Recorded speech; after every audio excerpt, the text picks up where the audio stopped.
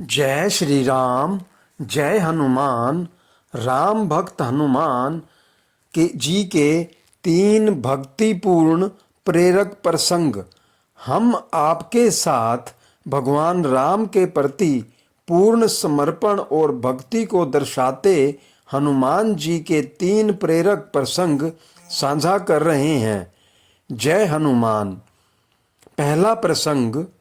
एक बार माता सीता ने हनुमान जी से प्रसन्न होकर उन्हें हीरों का एक हार दिया और बाकी सेवकों को भी उन्होंने भेंट स्वरूप मोतियों से जड़े रत्न दिए।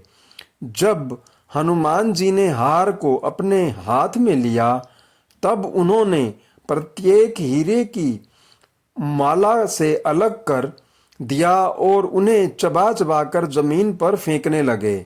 यह देख माता सीता को क्रोध आ गया और वे बोली, अरे हनुमान, ये आप क्या कर रहे हैं? आपने इतना मूल्यवान हार नोच खसोट कर नष्ट कर दिया।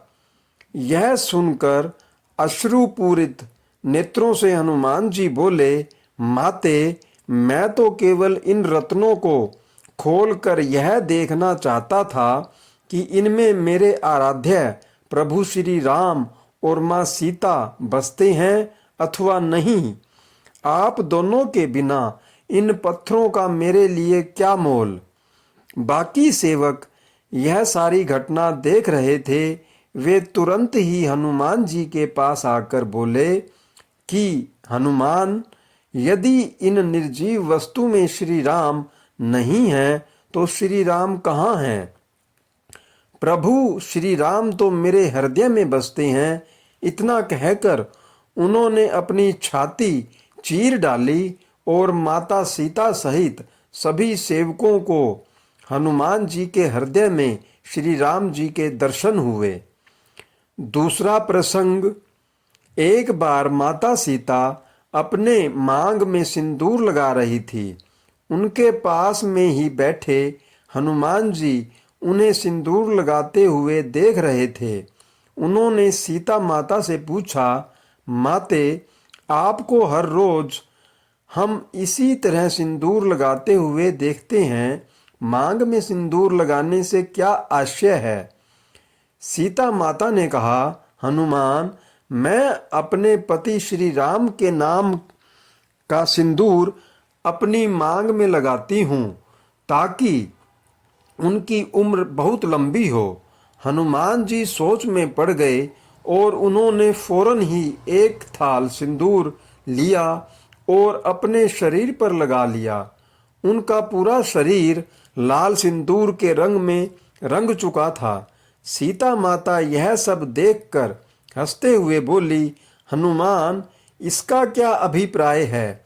हनुमान जी ने उत्तर दिया, माते, मैंने भी श्री राम के नाम का सिंदूर पूरे शरीर पर लगाया है ताकि उनकी असीम कृपा मुझ पर हमेशा बनी रहे और मेरे प्रभु, मेरे आराध्य की उम्र इतनी लंबी हो कि मेरा संपूर्ण जीवन उनकी सेवा में ही बीते।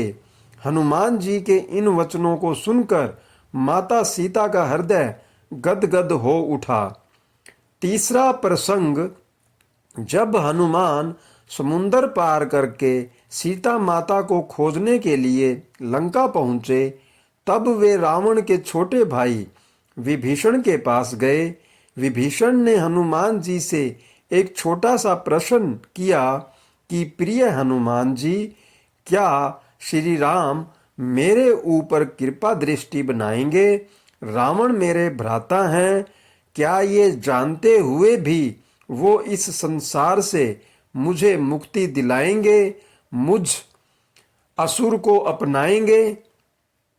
यह सुनते ही हनुमान जी बोल पड़े, विभीषण महाराज, आप संशय क्यों कर रहे हैं? जब मुझ जैसे वानर कुल में पैदा हुए एक वानर को उन्होंने शरण दे दी, अपना दास स्वीकार कर लिया, तब भला वे आपको क्यों नहीं अपनाएंगे? आप तो एक इंसान हैं और आपके अंदर इतनी अच्छाइयाँ छिपी हैं, वो जरूर आपकी सहायता करेंगे। इस प्रकार हनुमान जी ने ही अपनी भक्ति से विभीषण के मन में भी अटूट विश्वास पैदा कर दिया, जिस कारण ही विभीषण श्री राम का साथ देने को पूर्ण रूप से तैयार हो गए। मित्रों, पहले प्रसंग का आशय है कि भगवान हम सबके हृदय में विद्यमान हैं और उन्हें कहीं बाहर खोजने की आवश्यकता नहीं है। दूसरे प्रसंग से मतलब है कि इस जीवन को ईश्वर की भक्ति और सेवा में अर्पण कर देना चाहिए। और तीसरे प्रसंग से अभिप्राय है कि यदि हमारे अंदर भगवान के प्रति श्रद्धा, भक्ति और विश्वास है तो हम यही विश्वास दूसरों के अंदर भी पैदा कर सकते हैं। जय श्री राम, जय हनुमान। कृपया लाइक करें, शेयर करें और कमेंट करें।